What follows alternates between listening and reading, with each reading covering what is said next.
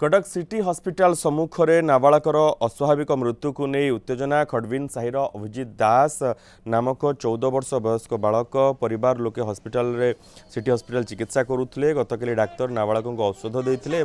परिवार लोके अभिजित को नहीं घर को आसी पुणी अभिजित को पेट काटू परिवार लोके सिटी हॉस्पिटल को आनी तेज मेडिकल सामने ही अभिजित मृत्यु होता हॉस्पिटल परिसर में मृत्यु घटी हॉस्पिटल कर्तृपक्ष पुलिस को सूचना देते पुलिस घटनास्थल में पहुंची मृतदेह जबत करने सह पोस्टमार्टम कहू परिवार लोकों मध्य असंतोष प्रकाश पाई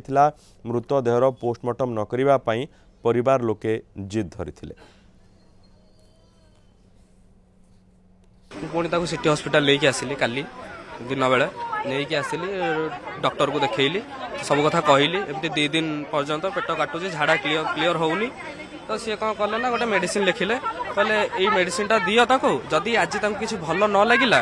काली सकाळ कि काली आनी के तमे सर्जरी डिपार्टमेंट रे देखेबे तो आज तुमको नहीं आसुल ना सर्जरी डिपार्टमेंट को देखेबा